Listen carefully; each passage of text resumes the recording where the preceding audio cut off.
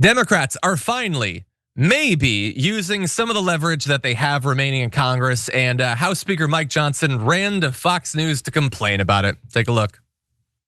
Democrats currently are playing games with this government funding idea. They're trying to bring in extraneous issues. We've been working towards getting the government funding appropriations bills done in the House. Our appropriations committee's worked, by the way, in bipartisan fashion to get all 12 appropriations bills through the committee. We've got 3 of them passed off the House floor, and now we voted just last week to go into a conference committee with the Senate to begin grinding this out. That's how the process is supposed to work. So if there's any Democrats who are trying to suggest that they want to shut the government down, we're going to do everything possible to prevent that from happening. It does not behoove the country. And we may need a short gap funding measure, a CR, for a short period of time to allow the negotiation to continue. But it will be clean in its scope, and I surely hope the Democrats will not try to make this a big partisan fight. You know, I don't often on this show agree with Mike Johnson, but he's right. The Democrats are playing games, and they should learn lessons from when the Republicans were in the minority in the House and under Joe Biden. When Mike Johnson, the Republicans never played any games with funding the government, and they would never make it a big partisan thing. They never tried to get anything for their vote. They just bowed down and said, "Here's your money, sir. Can I give you any more?" Was that enough sarcasm? I think it reads, even in text form, I think you'd get the sarcasm.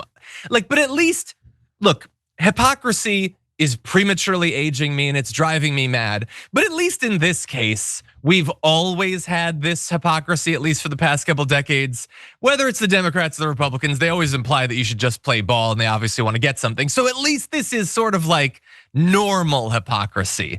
And in this case, the Democrats are saying they want a lot for their votes. And bear in mind, there's 2 fewer Democrats than there are Republicans in the House, or 3. It's super close. So they damn sure should use their leverage.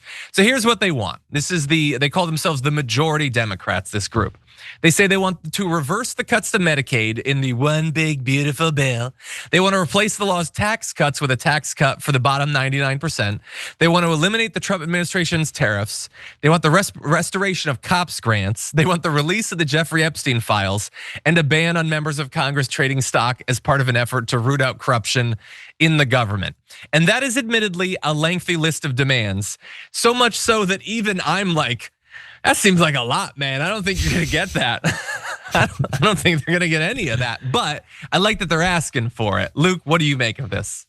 Well, okay, 2 points. First, great, we have to, as meaningless as it feels to call it out, we have to still call out the hypocrisy. I love how he goes, it's so weird. They're bringing in other unrelated issues as a part of a demands list. But then you think back to the Biden administration when they're like, yeah, we'll help you fund the government if you'll give us the border bill that we want, if you'll get rid of all of the green energy initiatives, if you'll defund the IRS, if you'll get rid of the Inflation Reduction Act altogether, and if you'll ban non-binary people from the world.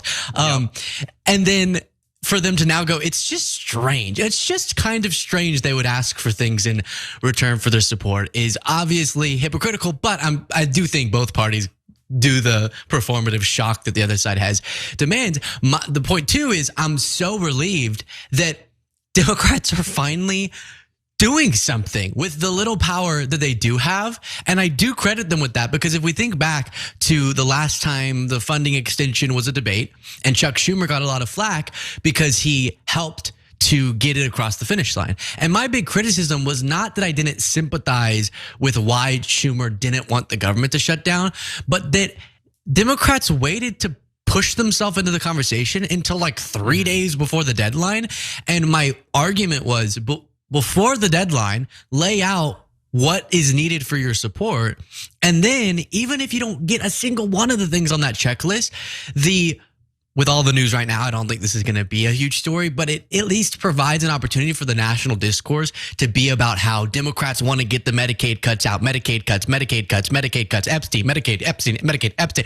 And that's a much more effective fight, even if it's just a messaging for important things. And then obviously if they can get some concession, that would be beneficial as well. But the fact that we're just now getting what is the most obvious, coherent political strategy from a minority party is strange, but hey, good job.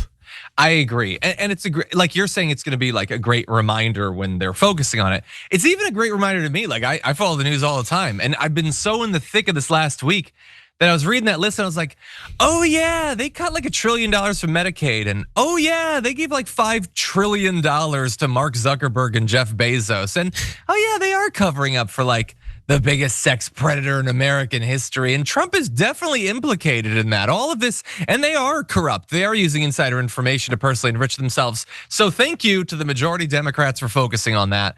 I don't know what they end up getting in the end, with like Hakeem Jeffries and Chuck Schumer being the leaders and all of that. But if they can get even one thing from that list, I think that's a win.